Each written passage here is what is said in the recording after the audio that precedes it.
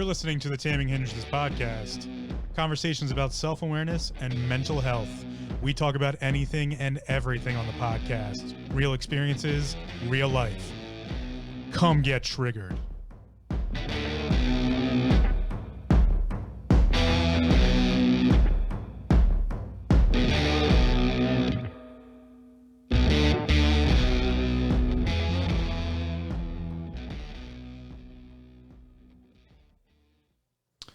Hi, my name is Phil, and I am the host and creator of the Taming Hindrances podcast. And as the intro has told you, this podcast is all about talking in the realm of mental health and self-awareness.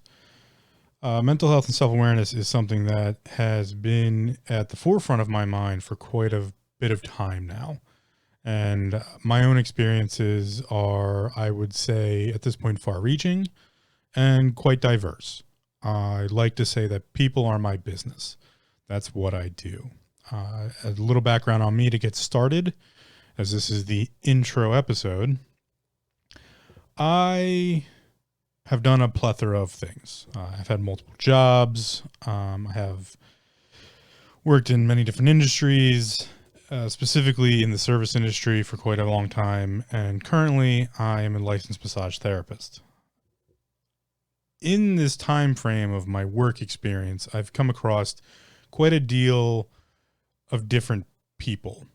I've seen people from every different culture in my jobs. I've talked to people from, places far and away. And I've also been ingrained in the activity of a small community as well. So, although I have not traveled a great extent and I wish to do so in the future, I've collected enough information, I feel, that I can say I'm not an expert, but I'm well versed in humanity as a whole. In doing this, I've spent a great deal of time trying to work out who I am as a person, while at the same time trying to figure out what humanity is and why we exist. I wouldn't call myself that much of a deep thinker or really an expert in anything, to the greatest extent that an expert is someone, I believe, that takes 10,000 hours to become an expert of something. And there's different definitions out there, but I have done martial arts and other experiences that have shown me mastery is something that is attainable. And I would say I have attained mastery, not over just myself, but my interactions with others. It's taken me a very long time to come to the conclusion of who I am and or want to be. And I think that is a blatant statement you can make about just about anyone. It takes time. The majority of this podcast was meant in the beginning phases to represent my road to suicide. I have been suicidal far as I can remember. I can remember, I get a little mixed up with my childhood just because of dates and times, and there was a lot going on and I really wasn't paying attention to like what year it was or how old I was. But I'm going to hazard a guess somewhere around 11 or 12. I became very aware that I was this thing known as suicidal. There was a member in my family who committed suicide. I will say allegedly, but that's a different conversation. But I'm very aware of that moment of realizing, oh, there was some commonalities between this person and myself. And not only that, but the reaction of the individuals around me became very apparent that this is something they were seeing in me as well.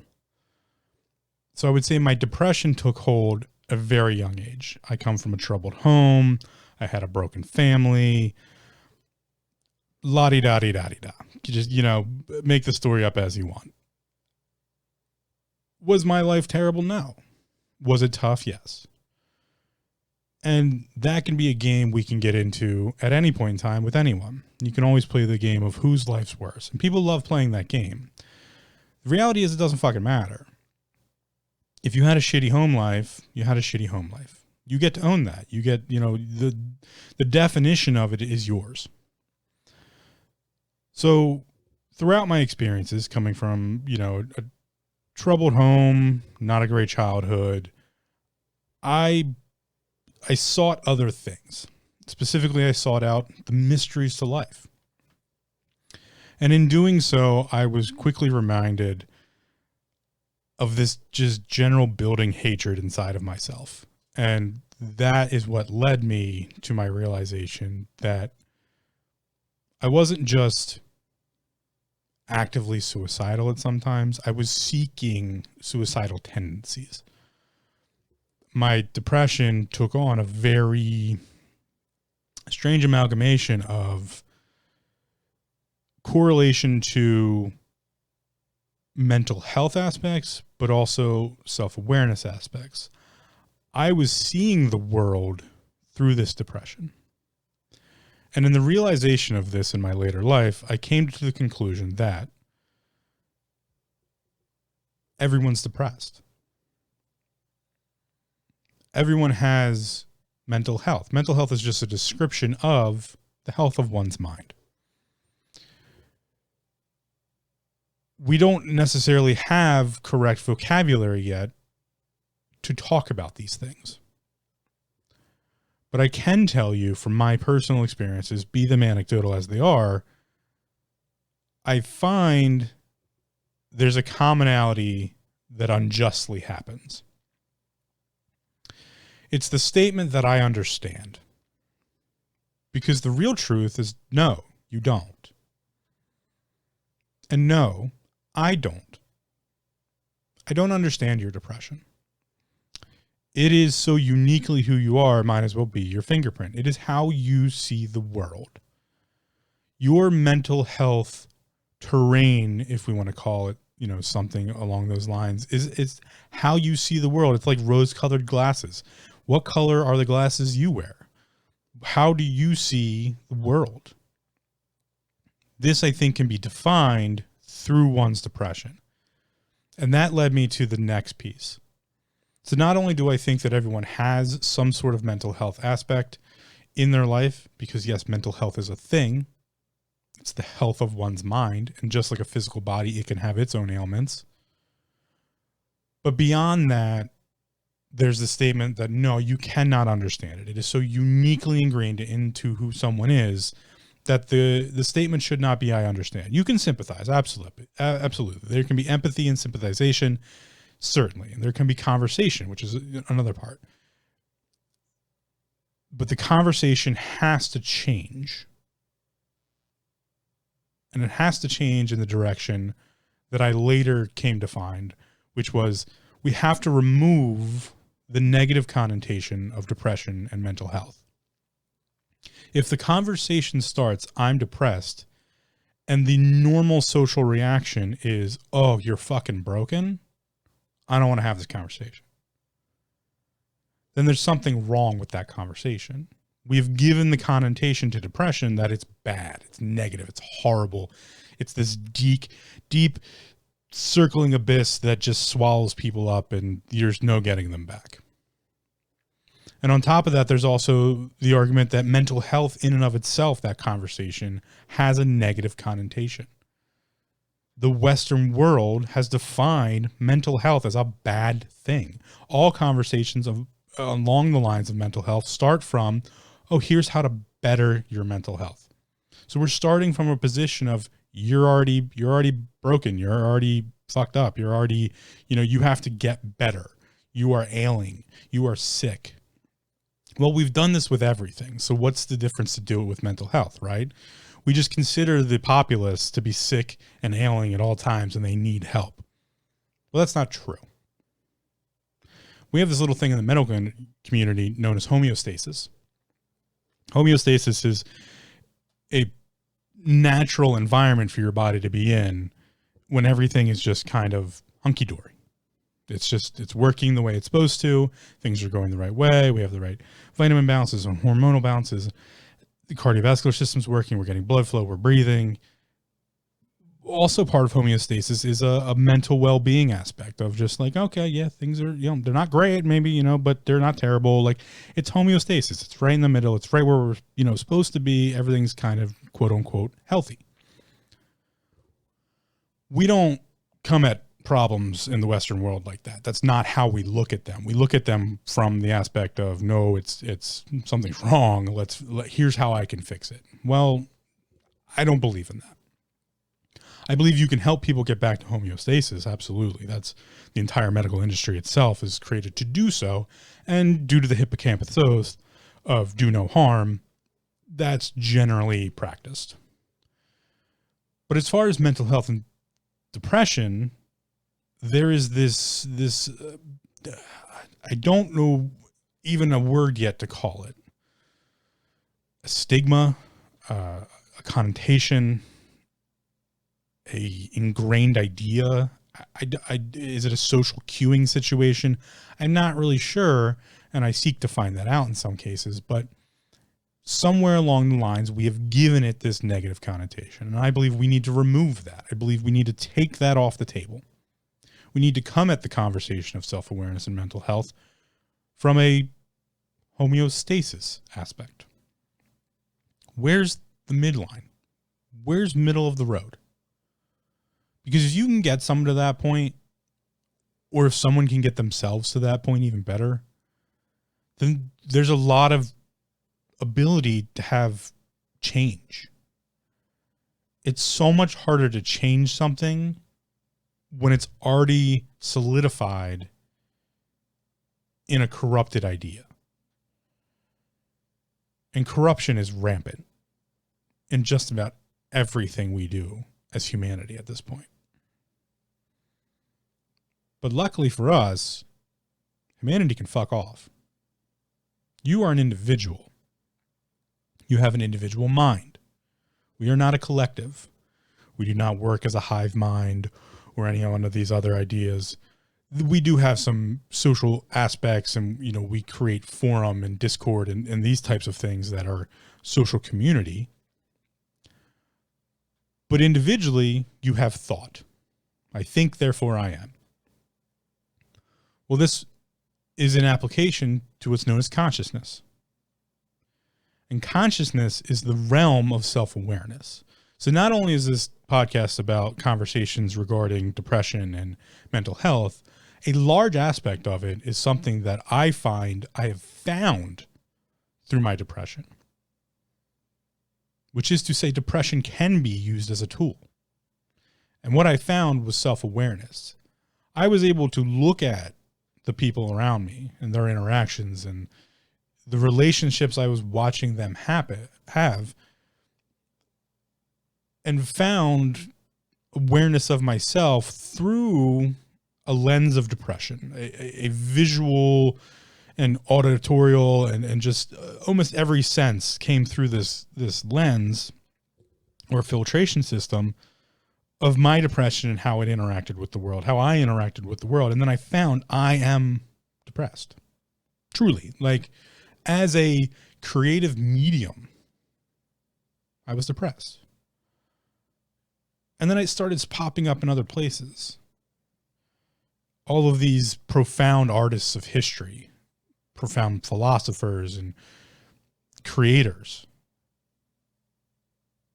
And the little story on the sideline of their mental aspects and their struggles and the problems they were having in the quote unquote mental health world. Well, I like to use Greek retroduction. And if you have never heard of Greek retroduction, I'd like to introduce it to you now. Greek retroduction is a method of finding answers or finding the most plausible, correct answer. Some people use the Socratic method, but Greek retroduction as a whole is a philosophical way of eliminating all the BS. So right off the bat, if it's not plausible, we eliminate it. And then we might eliminate anything that's 50% plausible or less. And then we're left with what we consider in a rational mind, a rational way of thinking, plausible. Plausibility is typically directly related to direct correlation. And direct correlation can give us a very good understanding of what something might be or has a strong aspect towards. And I would say there's a direct correlation between the anguish someone is capable of going through and their capacity for creativity. And here's where I'm eliminating the negative aspect by using specific language and vocabulary. Depression and mental health are not anguish. But there can be a correlation to how much anguish someone is able to intake in those aspects. I've certainly been through anguish, been through pain. I've caused myself pain. I've sought pain. And in those times, I've done some of my most clear thinking. And I've gotten a general understanding of things that I may have never even thought about. Those moments are not unique to me. There are many creators throughout history and currently to this day using these pieces of themselves and the emotional awareness thereof to create something, to share something, to connect with another. It's very tough for me to connect with people on a deep level, on a very personal level. But I do believe that most people are connected in some way. There can be commonalities that are easily attachable to, and conversation can start and happen. Not to say that you have to like everyone or everyone's great or everyone's bad. There's a very big gray area we just don't pay attention to. That being said, I guess I qualify as what's known as an ambivert. In a social situation, I do quite well. It does not become very deep, though. The topics I may discuss are very deep, but there is a bubble between you and my personal being. You are going to learn very little about me in a social setting. I prefer to be alone. I prefer to be introverted. I prefer to do deep reading and contemplate and just do me. You do you, I'm going to do me. I used to say that all the time when I was a bouncer. You do you, I'm going to do me. Me at that time was, if you fuck up, you're going out the door. That's the answer. I don't need to hurt you. I'm not going to let you hurt me. I'm not going to let you hurt someone else. You're going out the door. You do you, I'm going to do me.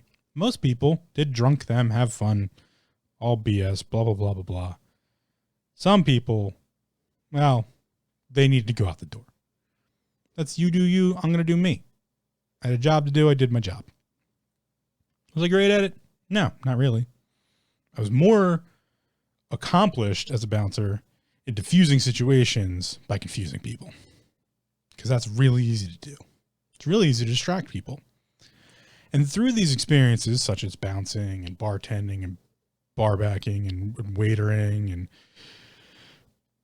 working in a kitchen, doing construction, post-construction cleanup, the 2008 housing collapse, I was in 2009 through 2011-ish, somewhere around that time frame, dealing with the house repossession market and watching people lose their homes. I was serving evictions and cleaning out their homes after they had been evicted. Something that was just one of the jobs I got into. I've also lived in my car and been slightly homeless. I've had to take showers at work or use a hose in a landscaping job to clean off for the day. I've had experiences, but everyone's had experiences. So am I saying I'm special in any way? No. Have I learned a few things along the way? Yes. And should we share those experiences? Absolutely. One of the biggest things I've done with my life is study the mysteries. And if you're not familiar with the mysteries, they are widespread and rampant everywhere. So it's very tough to find correct correlating data. What I have found is that most secret societies, they're not great places to look for the information you're looking for. Not to say that they're in some way nefarious or have any major issues to them, but there's some things that you should be aware of when getting involved. I have been aware of many things going through secret societies and then removing myself therefrom. It's not that I infiltrated these situations. I just generally seeking knowledge, and I thought these places might be somewhere I would find it. You will hear me use repetition quite often. Repetition is the mother of all skill. Failure is its father. I like to fail. I spent an entire martial arts career failing. It taught me a lot. In failing and finding knowledge, I became aware of what's known as wisdom. And wisdom is the differentiation is wisdom is knowing where to look for an answer, and knowledge is the answer itself, or the repetitive fact you can there give. So you will hear me say that quite often. Wisdom being where we find knowledge, it becomes a scholar's or a philosopher's duty to culminate or to give themselves the tools to find good wisdom, good knowledge of where to find an answer. I can tell you, secret societies, hit or miss. I was part of a secret society as a martial artist, and I was also a Mason for a time. They're political organizations. And from conversations with others that you get to have when you're in these societies and they start to trust you and they tell you about other things they do or other, organizations they're a part of, it's hit or miss. And most of them are some sort of grooming process to weed out people that are not interested and then to find people who will support the organization. Again, is there nefarious things behind it? No, the martial arts community that I was a part of that had a secret organization behind it was all about upholding the history of that organization and the reality behind those martial arts. And it was a large group of martial arts. I may get into it in the future. It's not really necessary here. The Masons was the lowest ends of the Masons is a grooming situation to see if you are going to want to be a part of an organization that upholds itself. Do they do a lot of charitable work? Absolutely. Do they have a lot of secrets? Sure. It's not a secret society. It's a society with secrets. And did I get all the way to the top? No, because I'm not a follower. It's not something I do. I'm not big on following people. Not to say that you shouldn't. I mean, there's certainly people I have not followed, but I will go and use them as a good point of wisdom. There's good answers to be found there. The Masons were not one of those. Their library was. Did I have easy access to it? No. Was I able to attain quite a bit of library material and be able to do some research? Absolutely. That's one of the things that you're given the access to. Not to say you can't find that somewhere else if you look hard enough, but I digress. The reality is I'm no longer seeking to attain suicide.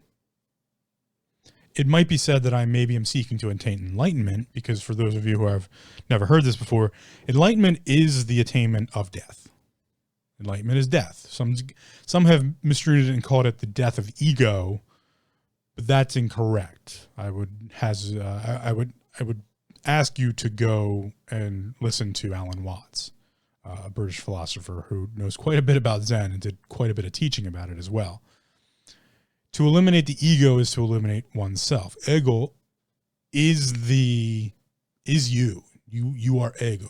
That is your conscious state of controlling a human system.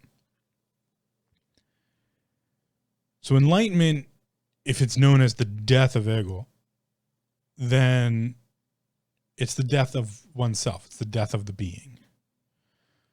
So enlightenment is the route to attaining death. It's the journey to attaining death. As much as I am seeking enlightenment, I've also come to realize that there are some pieces along the way that we don't know a lot about. And that's why I've studied the mysteries and looked for the mysteries and gone from everything from the ancient Egyptian teachings, Hermes Trismegistus, Thoth, all the way out to alchemy. And there's a correlation there. And then bounced around to the Eastern philosophies, specifically when I was taking martial arts. And then from there, I've come back to the Western world and found different pieces in this webbing of good information, bad translation, lies, deceit, obfuscation, all sorts of different things. In doing so, I've just incorporated a lot and not shared a lot. And I hope now I can maybe start sharing, because I do find that when you give, you receive. We call this balance. It's one of the great mysteries, and it's found in almost every one of the schools of mystery, is the teachings behind balance. There's a whole set of canonical writings in both the greater and lesser canon of Buddhism, specifically designed to give a general outline of how balance works.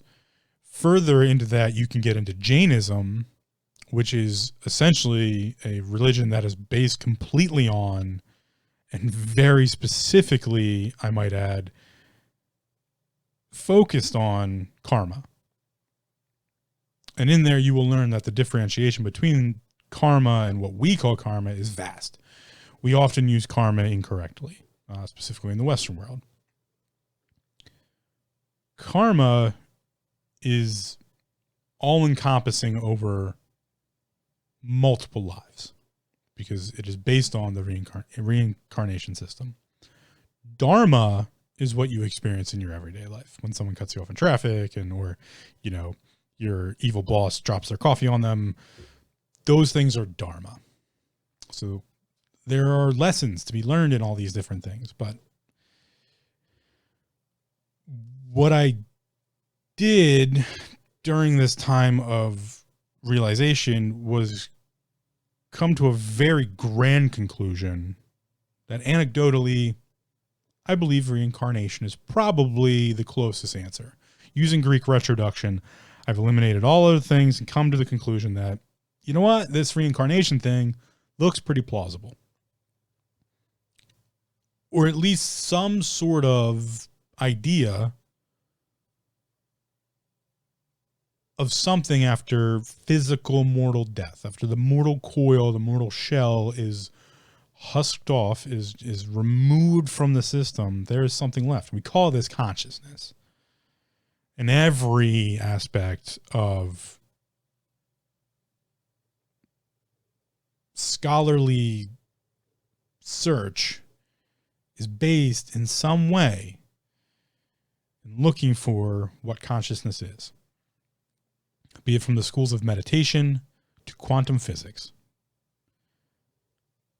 There's a seeking of a definition or understanding of consciousness, which has led me to the idea that consciousness is pervasive. It's never ending. You cannot destroy energy.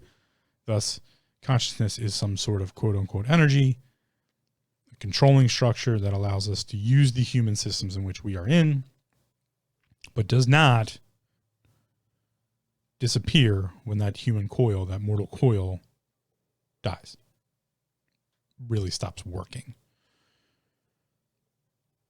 So, if that's true, then there's the possibility that we could inherit another system. or something further happens with that consciousness. I've seen enough anecdotal evidence for myself and experienced enough weird shit in my life to come to the conclusion that, yeah, it's probably pretty possible that reincarnation's a thing. What does that mean for me? It means my entire living structure based in the idea of finding a beautiful, perfect suicide, or at least one that I was going to be, I don't know, happy with. If that was a statement I could make. I guess that is a statement I could make. A suicide that I felt was righteous or it just fit me well is pointless. All it's going to do is kill the mortal coil. All it's going to do is destroy this body. That's it. That's all it would have done. Which just means I'd have to go through this, or at least the possibility, a good plausible possibility, that I would have to go through this shit again. And I don't fucking want to.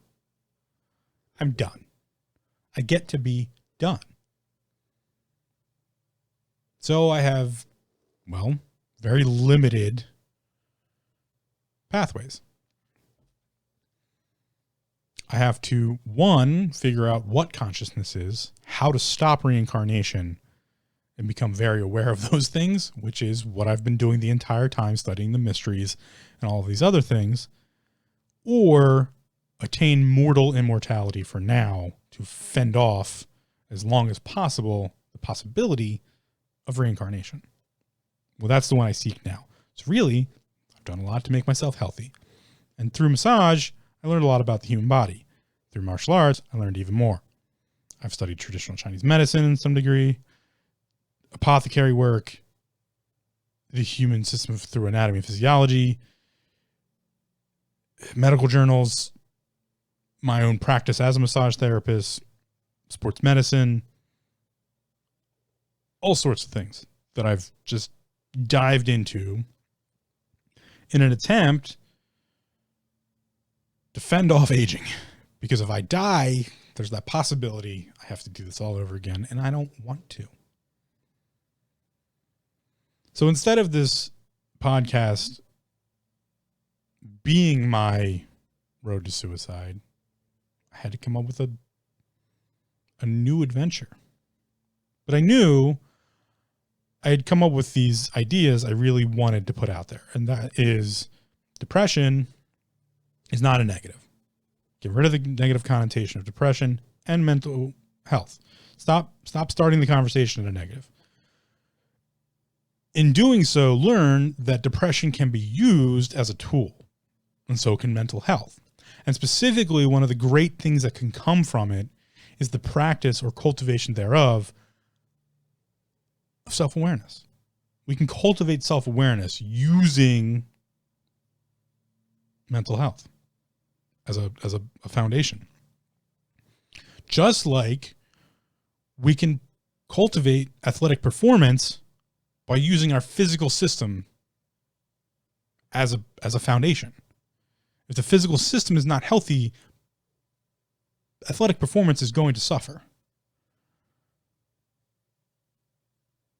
So you get into this mind, body, energy, all these different things. And I've studied quite a bit of them. That's why the podcast is unlimited. The focus, self-awareness, number one, depression, mental health, and the connotation thereof.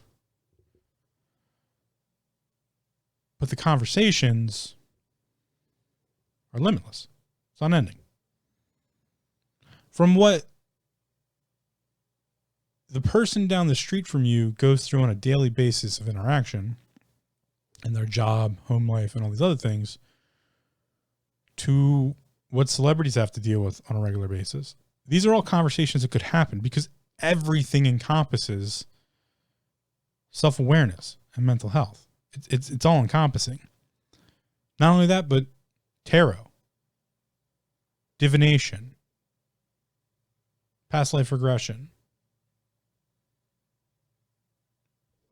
physical health, sleep deprivation and sleep problems, anxiety, how we solve these things, asking different questions. There's so many different topics that can be discussed, which is why everything's on the table. Because that's how you have to start. You have to start with everything on the table. That's what Greek retroduction starts with. The Socratic method starts with everything's fucking possible. Okay, wait. We have physics, math. Here's the sciences. Here's the things we know are true. Okay, so we can eliminate this. We can eliminate that. We can, and then but you have to start with everything. You have to. That's part of the method. And methods work as long as you use them inside their systems. So that's what the podcast is about. I hope to share my story in some way to a degree that maybe it's helpful. And I hope you come along for the ride. And if you do, great. If you don't, that's fine too. I'm not here to impress anyone. I'm not here to be an expert. I'm not an expert. I'm not a medical professional. I cannot give medical advice. I'm not a financial advisor. I cannot give financial advice. I do not give anything without this specific clause. Take everything I say with a grain of salt and do your own research. Until you can describe it in your own words, you don't understand it. That's just how it is. If you just take the headline from the news article, it's a good basis to start your research from. Maybe it'll give you an idea where to look, find some wisdom. Maybe it'll give you a knowledge piece. But if that's your information structure, you failed. You're not explaining it in your own words. You're simply memorizing and rereading and regurgitating a snippet, someone else's opinion. It's not fact. It's not even fiction at that. It's not nonfiction or fiction. It's neither. It's just an opinion. So until you look at it further in your own lens of mental health, and information gathering and language and all these different things, you don't understand it, and nor should you let it affect you. It is totally fine to tell things to stay at bay, stay over here, until you can get a better understanding thereof. And sometimes that takes tough thinking and some troubled ideas or some pain. Or, again, I'm not a professional, so I'm not saying you have to do these things. I'm just an idiot on the internet giving you my opinion. And it's probably worth nothing. But hopefully you'll be able to give it worth. I've read a lot of things in my life that didn't mean shit at the time, but became very, very, very effective in the situation when I applied it correctly. I know what an omoplata is. Do you think I'm ever going to use an omoplata? An omoplata is an arm bar using the legs. Or a kimura, or all these other different techniques of martial arts that I've learned over the years from different arts and different systems. Tansels, bonzels, omoplatas, kimuras, rear naked chokes, gouging, small tissue manipulation, joint manipulation, all these different things, throws, marry the hip. It's all just bullshit until you learn how to apply the application to yourself. That's the most important part. And that's where I hope to change some of the wording that people use for questions. Stop asking why, stop asking how and what. And just different ways of thinking. The reality is self-awareness comes from thought. You must think. I think, therefore I am. We can put holes in that as much as we want. You can put holes in anything if you really feel like it. The think, therefore I am is metaphoric. It's philosophical. It's break it down. I think, therefore I am. I think. Think. Think to me stands for Taming Hindrances and Neurokinetics.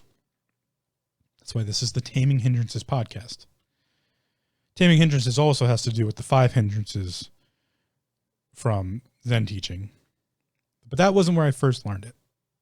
And maybe in the future I will cover that. But hindrances are things that stop action, stop progression. They stop things. They hinder them. But hindrances are not impossible to get through. That's the differentiation between a full stop and a hindrance. A hindrance slows you down. It harasses you. It just makes it harder. It's something you have to get through. Those are hindrances. They stop certain things from happening, or they make it more difficult, but you can get over them. You can work through hindrances. So taming hindrances and neurokinetics. Neurokinetics is a fun way of saying thinking. So that's what the Taming Hindrances podcast is about. And hopefully it will get you to think. That's really the only thing I ask for. I ask people to think. Don't let me do the thinking for you. I want you to think for yourself. I want people to start thinking for themselves. It's very important we do this as a society. Societies collapse when the populace stops thinking for themselves and allows others to think for them. Because when you do that, you give up control. You give up sovereignty of yourself. You are no longer your own sovereignty.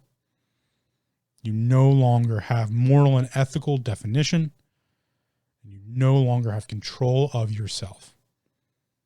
So you must think. You must think. You have to. I think, therefore I am. I think, therefore I have sovereignty of myself, my mind, my actions, my philosophy, my ethics, control of my body, control of who I am, what I want to become, what I don't like, what I do like. You must think. And no one's ever taught you how to do it. No one's taught you how you think. The education systems have failed you. And you are left in this world of bleakness and unabashed possibilities with no direction. Maybe someone would define their depression that way. Who knows? I quite often find people are left with a feeling of repressiveness. It's too much information. I don't know where to start. I don't understand. Again, connotation of negativity.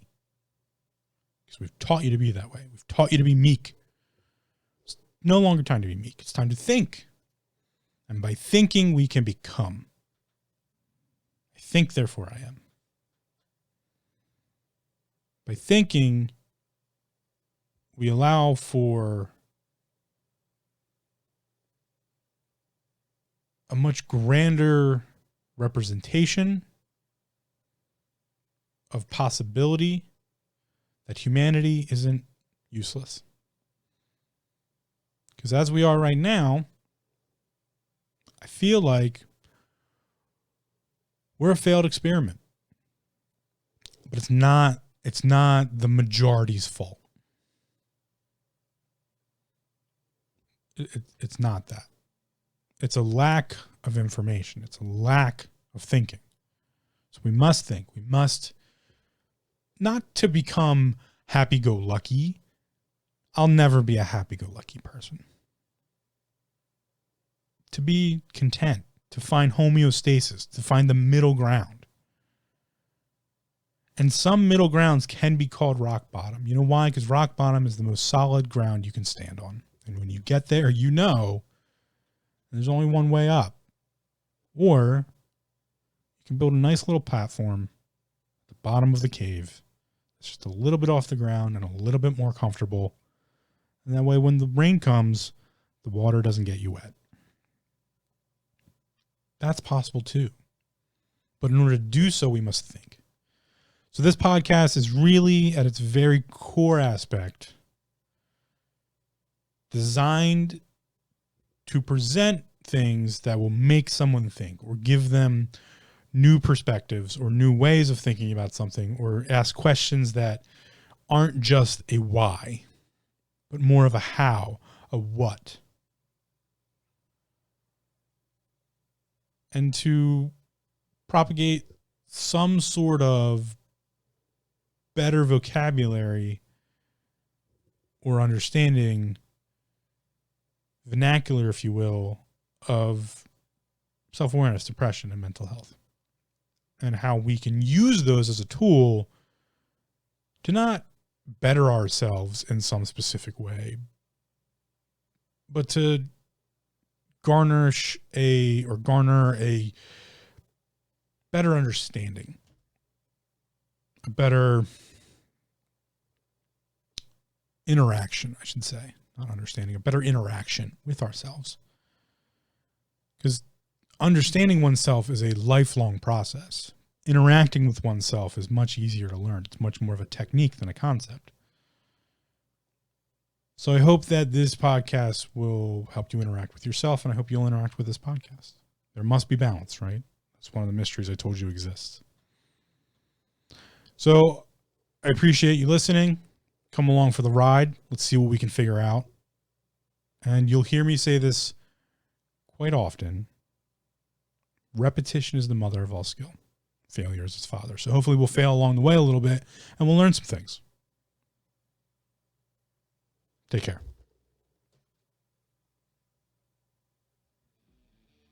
Thanks for listening. Come check us out at taminghindrances.com for show notes, links, resources, and more. Also, don't forget to subscribe to the show via iTunes, Stitcher, RSS, or your preferred platform. If you leave us a spiffy review, we might just mention it on the show. Now go be awesome, and just remember to breathe.